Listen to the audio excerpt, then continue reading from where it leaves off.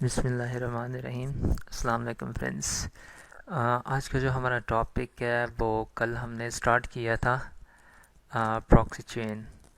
तो आज हमने प्रॉक्सी चेन के जो आगे लेके चलना है, तो हम अपनी वर्चुअल मशीन स्टार्ट करते हैं। अच्छा, प्रॉक्सी चेन में आपने देख लेना कि अगर आप ओल्डर वर्जन यूज़ कर रहे हैं तो फिर आपको प्रॉक्सी चेन जो इंस्टॉल करनी पड़ेगी, EPT dash get install proxy chain. तो उसके बाद उसकी सेटिंग वगैरह जो है वो सेम ही होती है 2.0 में भी और 1.0.9 में भी तकरीबन, बल्कि बिल्कुल सेम होती है। तो आपने बिल्कुल कंफ्यूज नहीं होना, बल्कि जो मैं आज सेटिंग करूँगा आपने उसी को देख के ओल्ड मशीन में भी कर लेनी है। बेहतर है अगर आपके पास न्यू है तो आप न्यू में कर लें। तो आगे हमारे जो टॉपिक्स आने हैं वो आई थिंक इनोनिमिटी के ही रहेंगे, दो तीन, लाइक मैक चेंजर वगैरह आगे आने। और उसके बाद हमने जो करना है वो आई थिंक वायरलेस नेटवर्क देखेंगे। तो वायरलेस नेटवर्क के लिए मैं ये करूँगा कि जो वर्चुअल मशीन है वो हम इस्तेमाल नहीं करेंगे। तो उसके लिए हम इस्तेमाल करेंगे डायरेक्ट, या फेडोरा में काम करेंगे हम, या फिर हम लिनक्स को, कैली लिनक्स को इंस्टॉल कर लेंगे। तो फेडोरा में भी हम इसको लिनक्स की टूल्स वगैरह यूज़ कर सकते हैं। तो वो मैं बाद में देखूँगी कि वो हम किस में करते हैं, लेकिन फ़िलहाल जो है हम इंशाल्लाह कैली को ही लेके चलेंगे। अच्छा, तो सबसे पहले हमने ये देखना है कि अब हम जो लॉगिन है वो किससे है, रूट से लॉगिन है। ठीक है, तो बस हमने वो तोर जो है वहीं तक यूज़ करना था। आगे तोर को प्रॉक्सी चेन के साथ यूज़ किया जाता है। अच्छा, सबसे पहले आपने क्या करना है कि सबसे पहले आपने कॉन्फ़िगरेशन करनी है अपने प्रॉक्सी चेन्स की। प्रॉक्सी आपको पता है कि किस लिए इस्तेमाल होती है। आप जो है ना, मतलब एनोनिमस होने के लिए आप यूज़ करते हैं।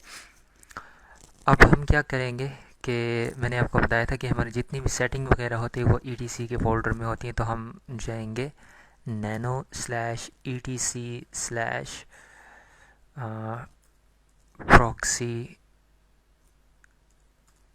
proxy chains डॉट कन्फिग्रेशन, इसको हम एंटर करेंगे तो ये हमारे पास ओपन होगी प्रॉक्सी चेन का जो आपके पास फाइल है। अच्छा, उसके बाद ये लिखा है HTTP SOCKS 4 SOCKS 5 tunnelling Proxifier with DNS। अच्छा, ये हमें क्या करता है कि हमें इसने एनोनिमस बनाना है। अच्छा, यहाँ पे देख लें कि ये जो हैश का सिंबल होता है ना, इसका मतलब होता है कि ये कमेंट है। कमेंट का मतलब है कि ये यूज़ नहीं हो रहे, आप इनको बाद में यूज़ करें, फ़िलहाल ये कमांड्स नहीं चल रही। ठीक है, तो आपके पास जो स्ट्रिक्ट चेन होगा ना, आई थिंक वो जो होगा अनकमेंट होगा, वहाँ ये हैश का सिंबल नहीं होगा। पहले तो मैं आपको बता देता हूँ कि ये तमाम ऑप्शंस हैं किस लिए। सबसे पहले जो हमारे पास ऑप्शन है वो है dynamic chain. Dynamic chain each connection will be done via chain proxies. अब इसमें हमारे पास क्या होता है कि हम 5-6 प्रॉक्सीज़ या 10 12 15 20 हज़ार 2000 जितने भी आप प्रॉक्सीज़ यूज़ कर सकते हैं आप यूज़ करें।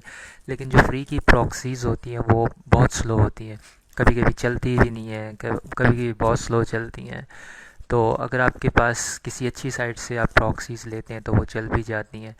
और बेसिकली ये इसलिए डायनामिक चेन इसलिए होता है कि आपकी जो आईपी होती है ना, इसको हर कुछ ही देर बाद वो चेंज कर देता है आपके आईपी एड्रेस को। तो क्या होता है कि आपकी जो लोकेशन होती है वो हर बार डिफरेंट शो होती है।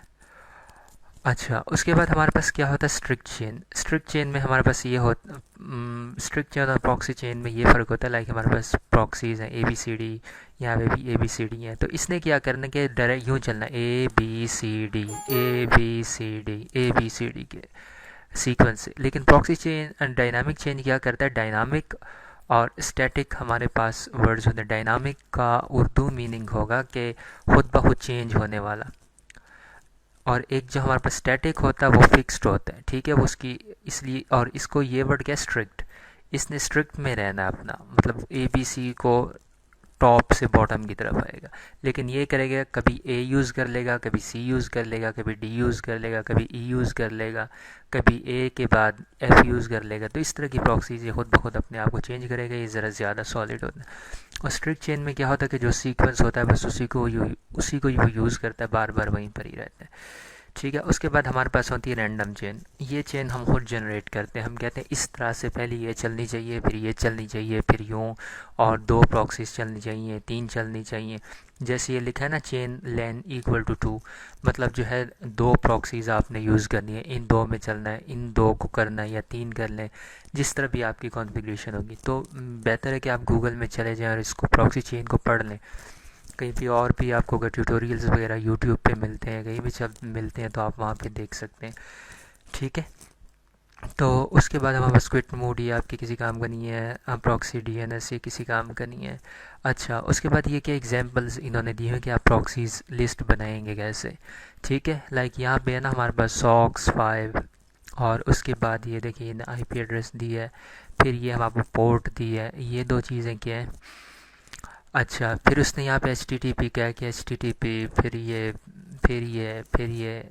अच्छा, इनका तो आपको पता है कि ये हमारे पास सॉक्स है, सॉक्स 5 है, हम यूज़ करें HTTP सॉक्स 5 HTTP। ये आईपी एड्रेस हो गया, ये पोर्ट हो गई, ये यूज़र नेम हो गया और पासवर्ड हो गया। कुछ प्रॉक्सीज़ के लिए आपको यूज़र नेम पासवर्ड चाहिए होता है, तो आप यूज़र नेम पासवर्ड यहाँ पे दे सकते हैं। ठीक है, उसके बाद अब हमने क्या करना होगा, जो सबसे पहले काम करना होगा वो हमने डायनामिक चेंज को अनकॉमेंट करके स्ट्रिक्ट चेन को हम कर देंगे कॉमेंट। ठीक है, तो सबसे पहले हम ये कर लेते हैं। अब हम डायनामिक चेंज यूज़ कर रहे हैं। ठीक है, तो पहले मैं आपको एक चीज़ दिखा दूँ। हाँ ठीक है, अच्छा ठीक है, वो ही पढ़िए। मैं कोई आपने क्या करना है कि ये नीचे ही आगे आपने सॉक्स 5 यूज़ करना है। तो उसके बाद 127.0.0.1। ठीक है, उसके बाद आपने क्या करना है कि सेम पोर्ट दे देनी है, और 50 आपने सेम पोर्ट दे देनी है। ठीक है, उसके बाद सेट टू डिफ़ॉल्ट तौर, मतलब कि इसने क्या यूज़ करना, तौर ब्राउज़र का, तौर कनेक्शन वगैरह ये यूज़ करेगा। ठीक है, आपने इसको यूँ ही रहने देना है, और यहाँ पे बस आपने स्ट्रिक्ट चेन को कमेंट कर देना है, और उसके बाद जो डायनामिक चेन है इसको अनकमेंट कर देना है। और उसके बाद ये आपके पास फाइल्स हैं, आपको बता रहा है कि राइट आउट करना है, तो आपने कंट्रोल ओ कर देना है, और उसके बाद आपने एंटर और कंट्रोल एक्स। ठीक है, ये आपके पास बन गया। अब आपने क्या करना है कि आपने देखना है कि आपने तौर ब्राउज़र को स्टार्ट करना होगा। ठीक है, तो आपने चेक करना है कि सर्विस तौर स्टेटस, तो वो क्या कह रहा है कि तौर service starts on onion router demon processes, अभी तक ये क्या है, इनएक्टिव है। तो आपको लाजमी तौर पे जो तौर का प्रोसेस होना वो स्टार्ट आपने करना है। तो आप क्या लिखेंगे, सर्विस